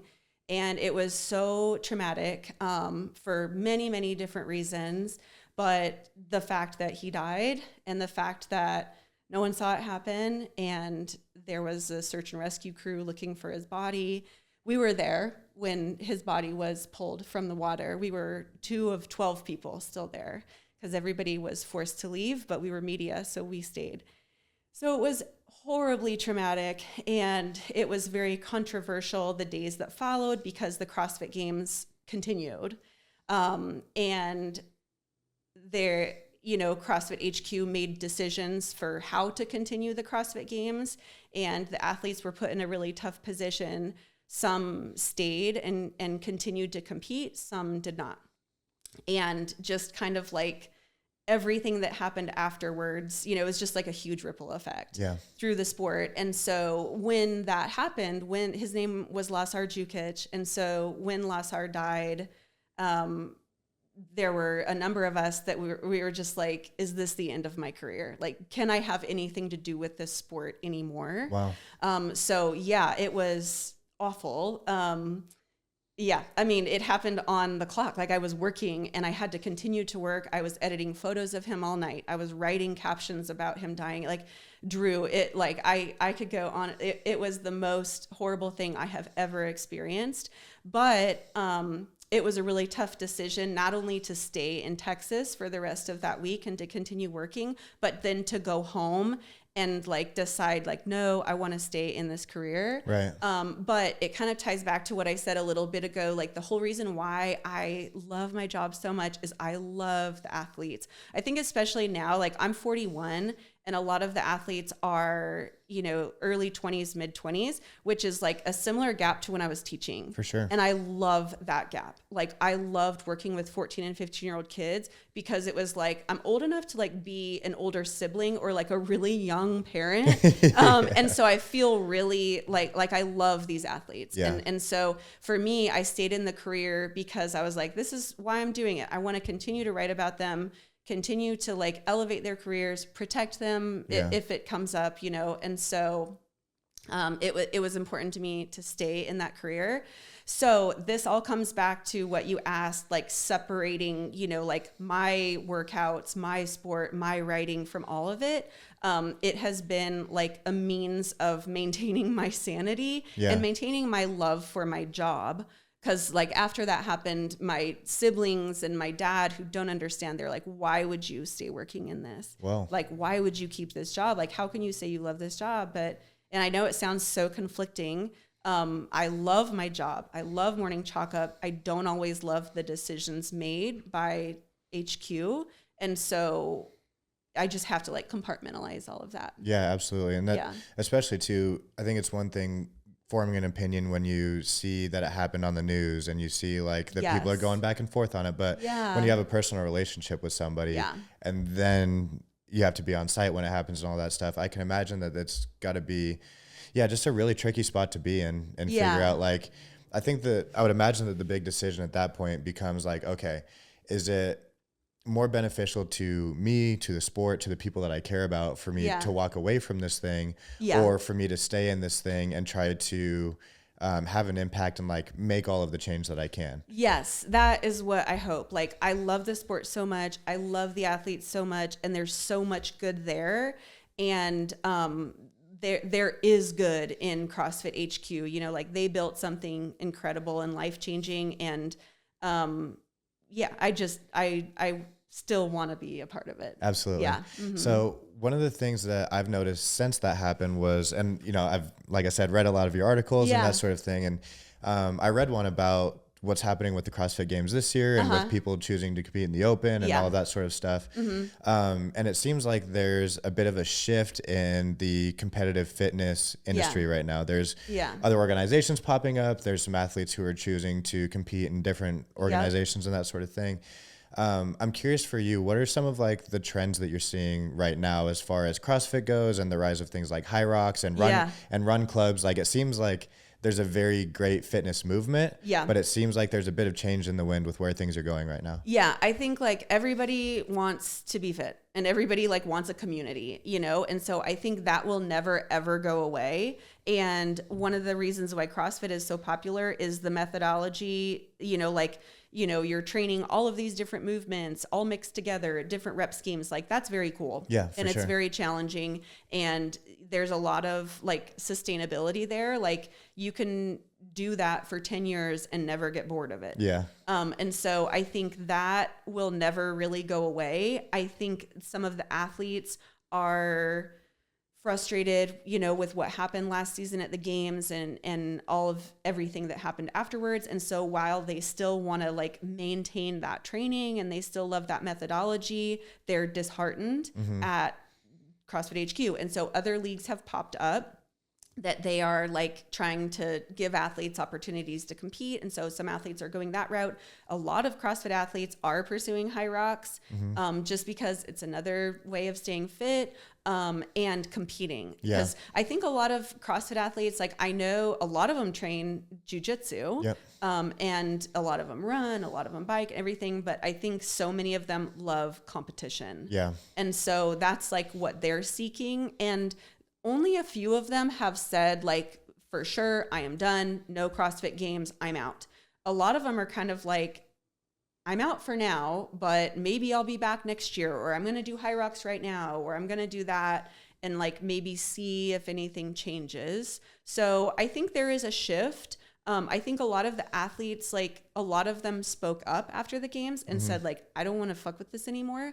And so a lot of them were emboldened by that. And so they feel like more confident having similar opinions and sharing those opinions.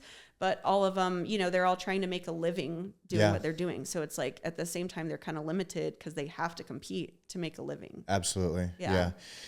I think it's been really cool seeing, all of the different like fitness movements kind of pop up. I don't know if it's a little bit of bias or if it's just very, I don't know, I guess like coincidental in my life, but as I've grown up, it seems like more and more fitness has become like cool. You know, like I think before it seemed like fitness was like, you know, there were marathoners and triathloners and Spartan racers. Cool. Yeah. And but it was just like, it's kind of the thing that you do when you start getting older and you don't have any hobbies or anything like that. Right. And now it seems like it's very much a popular thing to join a run club, to join a CrossFit gym, to start doing high rocks, to do like yoga, ice plunge. Like it seems like there's so many community oriented things with fitness where it's become cool again. Yeah. I'm curious, try to smash my bias a little bit on that one. If I'm biased and it's just like, if there is a trend towards that you're seeing or not, or if there's, if it's just that like, I think something like, different. I think you're completely right. Okay. But again, I think a big part of that is social media. Okay. Like I think social media, like it makes so many things accessible and it shows people what things look like, you know? And so someone who maybe would be scared of trying CrossFit or scared of trying jujitsu or whatever, they're seeing these accounts, like they're getting a window into what an actual jujitsu gym looks like. And it's not as intimidating as they thought, or CrossFit or whatever, or run clubs are like, you know, all of us are running of all different paces. We're meeting here, we're having coffee afterwards. Yeah. So I think like with social media, it makes it all so attainable and realistic, you know, like people are seeing like, oh, this is a community that I could fit into. Absolutely. Yeah. Yeah. That's funny. I've never thought about that as being kind of like the catalyst for why that works. Yeah, I think it's really cool. What things, as that gets more popular, living in Boise, you know, even just since I've been here the last couple of days, I've already been served a ton of ads for run clubs and different, really? I see some ones that are popping up. It's really exciting. Yeah. I'm curious, what are some of the things being in your position and having a really good insight and view into like the fitness community in general? Yeah. What are some of the things that you would like to see as far as like the general public buying in, as far as competition goes? Like, what do you see as being some of the best case scenario for the fitness industry and like where it's going right now? Like, do you mean in general or like local here in Boise? Just in general. Well, I guess I'm always advocating for like accessibility. And so like not only, okay, so I guess this is like multi-tier. So when it comes to like professional athletes or like burgeoning professional athletes, I am always hopeful that they can be given as many opportunities as possible to compete and make money. So that's what I'm always like feeling like, you know, I'm personally advocating for like more competitions, more money, more buy-in so that they can actually like pursue their dreams and do this. Okay. However, I would say like beyond CrossFit on like a broader scale, I love that like run clubs, for instance, I love that they're becoming more popular because they're free. Yeah. And so I think like fitness, you know, of course there's going to be barriers, and in CrossFit, there's a huge financial barrier. It's very expensive. Yeah. And so a lot of people are not able to train CrossFit, but with these like run clubs popping up, or like, you know, like free week trials or whatever, like more of that kind of stuff is happening, that makes fitness so accessible to so many different types of people. I think that is like a shift that hopefully is happening more and more. I'm seeing it more and more. And I think we, like, more communities need more of that. Okay. Yeah. Awesome. Yeah. Yeah, I'm personally very excited about where a lot of that goes. Obviously, we were talking about how I live in Billings, Montana at the moment. And Billings, Montana has been ranked as the #1 most depressed city for years in a row now. Most depressed? Most depressed. Oh, wow. And one of the things, I was having a conversation over some coffee with a couple other people my age not too long ago. And we're all in a very interesting situation where we're, you know, in our mid-20s. Mm-hmm. We're looking around going, okay, we don't have a ton of resources as far as being able to like put a bunch of money into like building community centers or building coffee shops or restaurants, or like we don't have millions of dollars to like physically change this thing yet. But what are some of the things that we can do to just help this be a better place and help people feel more connected and build community? And a run club was the easiest thing for us to do that with. Cool. And so none of us particularly enjoy running. We've all been in, like, played sports or done something like that, where we're like, we get the benefits of doing some stuff like that. And so we're calling it Smiles Over Miles Run Club. Cool. And our whole ethos about it is like, we're here to be social and like have a coffee, get in the ice bath. It's not about the run. It's going to be like a 10-minute like it's going to be very chill. Yeah. But just like you said, what I love about it is such a low barrier to entry, and it gives people the ability to get involved with something that is essentially good on a bunch of different levels. Yeah. What I don't like about places like Billings is your options to socialize are a couple of like little nice things where you can go to hot yoga, you can go to jujitsu, you can go to some of those things. Yeah. But outside of that, it's like your only way to be social is by drinking. Really. And so that's another movement that I think has really gained a lot of speed, is like either a lot lower alcohol consumption or just people going to no alcohol consumption. Yeah. And giving people a way to come together that doesn't have getting fucked up and like ruining your health and your sleep and your relationships and your friendships. Yes. It doesn't have that negative undertone to it. And like allowing people to show up as their best selves seems like a really cool thing to be able to operate from right now. Yeah, something that's built on fitness, you know, like something that's built on something positive. And like another thing that you're saying about like your 10-minute pace, that's another like accessibility component. Right. You know, like not only is it free, but it's also like we're not running fast. Yeah. We're not running far. Yep. We're just kind of using the run as an excuse to be together and like, you know, chat and meet people and maybe get a coffee after or something. Absolutely. Yeah. So asking personally, so you've got tons of experience in seeing community from like the CrossFit Games, which is like you said, the Super Bowl, the pinnacle of fitness, all the way down into seeing locally what a community that's growing like Boise is doing in the fitness space. From all of the things that you've seen for community building and spreading word and stuff like that, what are some of the things that you would recommend to like me and the other people who are starting this run club as ways to make it accessible, make it fun, like do things where people can really get behind it and enjoy it? Okay. I think exactly what you're doing, like making it like easy, accessible for people. So they're not intimidated by like fitness level and they can't afford it. Like they don't think they can afford it. Another thing that, so Brian owns CrossFit Casual. Okay. In town. He's super cool. He's like your age. Okay. You should drop in there sometime. Like you guys would get along. He's super cool.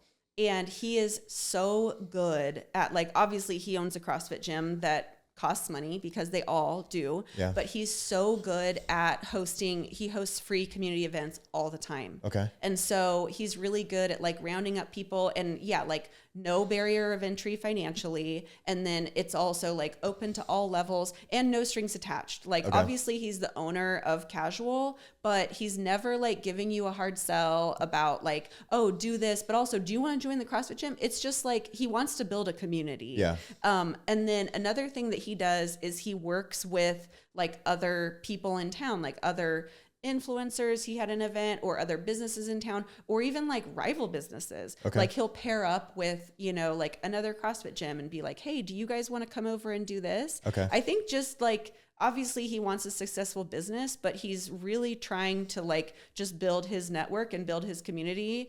Cause he like wants friends, you know? And so I think that would be another cool thing, is like, you're very good at this and you're already doing this, is just like seeing who you can team up with and who you can like piggyback off of, whether it's another business or another influencer or something, and just like try to grow that like message of like no strings attached, no barrier of entry, just like, we want to be your friends. We want to like change Billings. Okay. Yeah. I love it. Awesome. Yeah. We're definitely going to take notes and try to do the dang thing. Yeah. Okay. So a couple of questions before we get out of here. Okay.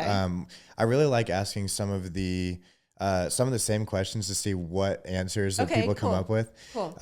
So the first one, you said that you were 41 earlier. Yes. So you've lived a lot of life since you were, since even 9 years ago. Yeah. What piece of advice might you have for 21-year-old you, whether or not 21-year-old you would listen to it? I would tell that person, okay.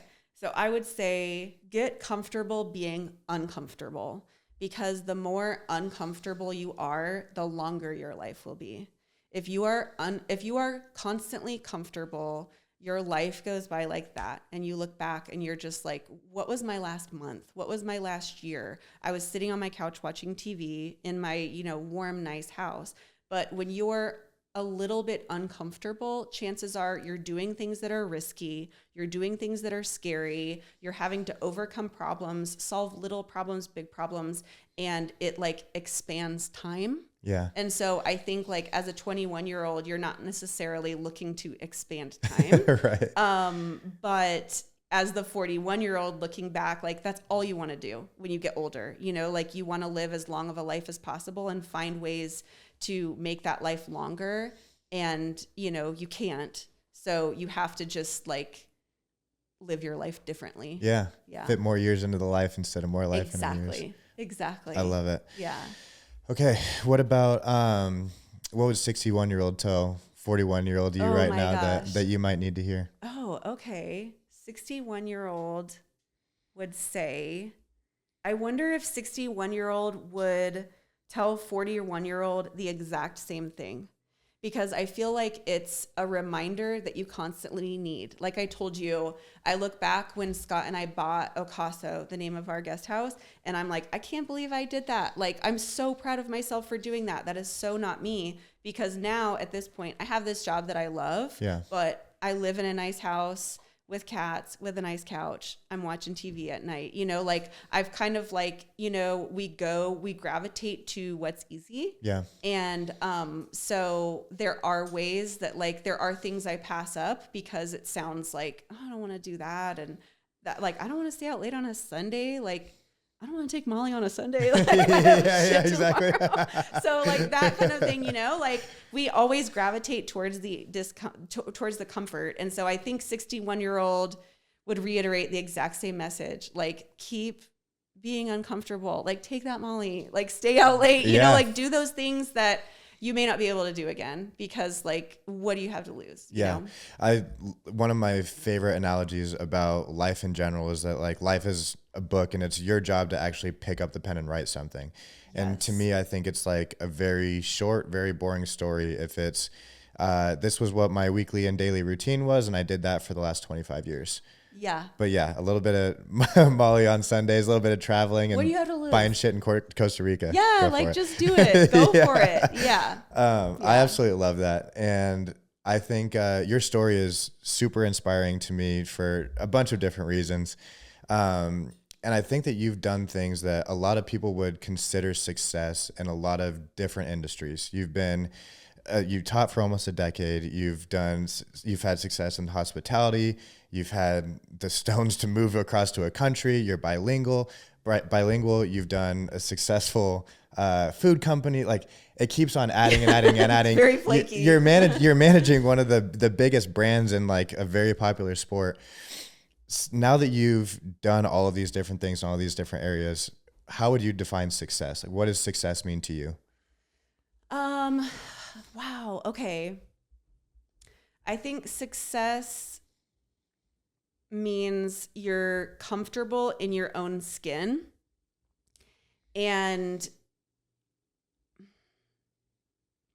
because like, I don't want to say like you're proud of yourself, because sometimes like every day that's unattainable. You know, like some days I'm not proud of what I produced that day, or some days I am. But I think like if you're comfortable in your own skin and you give yourself grace on a regular basis, you know that you're doing your best and that you are like striving to be the best version of yourself, even if you can't do that every day.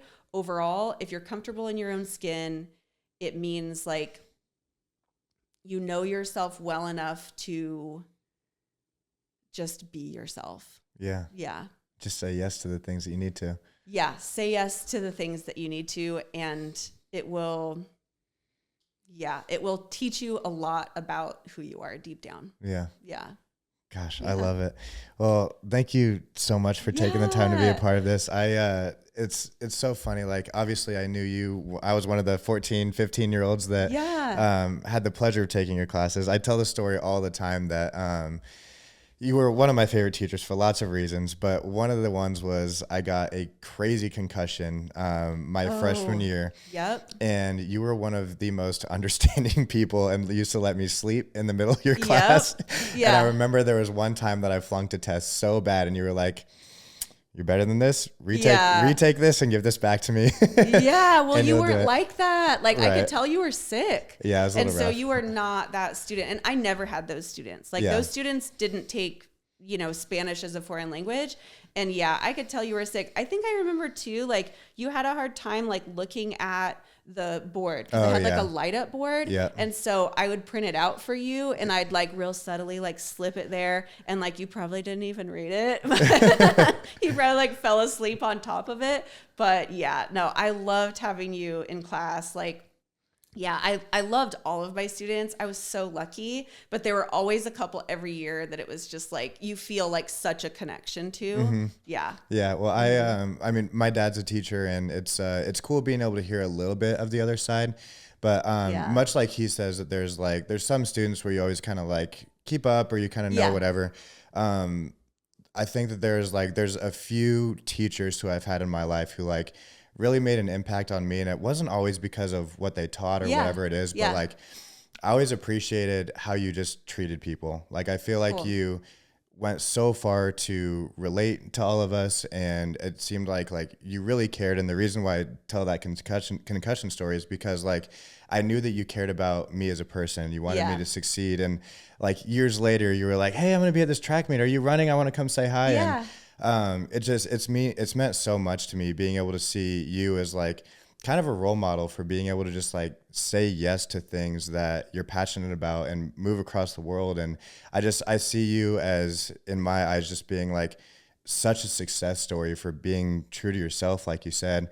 And it's meant a lot to me to know that you've been in my corner as I've been doing my stuff. So I cannot say enough good things about you. That means a lot. I will say like, one thing that has always been so important to me, like when I was a teacher, I loved my curriculum. I loved my subject matter, but what was so much more important to me, and like when I would have like student teachers like pop in and stuff, I would always tell them like subject matter is secondary, like especially in junior high, like you are there to like be an advocate for your kids. Yeah. Like as long as you are helping them be good humans and feel loved and feel supported, like if they learn a little bit of Spanish, cool. Yeah. If they don't, cool. Yeah.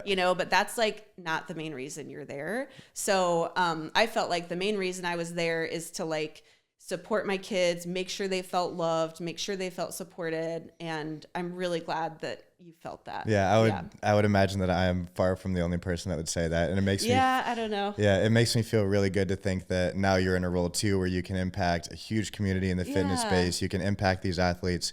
And I think that the more people who get to benefit from the things you're putting out into the world, the better. So I'm very excited that you're doing what you're doing. Yeah, thanks. Thanks, Drew. Awesome. Well, where can people find you and all the stuff that you're working on? So I manage Morning Chalk Up. So the Morning Chalk Up Instagram account, I manage the Barbend Instagram account, and I manage a couple other little accounts. And then my personal account is Nicky.Freymond. And that's just all me. So yeah, not a lot of other CrossFit-y stuff on there. So, awesome. Yeah. I love it. Well, thank you so much for taking the time. I know that you're busy and have all the stuff to do. So yeah, I talked so much. Oh my gosh. You've got a great story to tell. I guess so, yeah. Awesome. Yeah. All right, cool. Well, this will be out on all the platforms. So share it with your people. Cool, and this was so much fun. Like I said, it's been really cool to reconnect. And next time in Boise, maybe we'll hit a free workout or one of these community things or a run club or something. I am in. It'd be awesome. Yes. Okay, awesome. Okay, all right, everybody. Thank you for watching, and be where your feet are. We love you.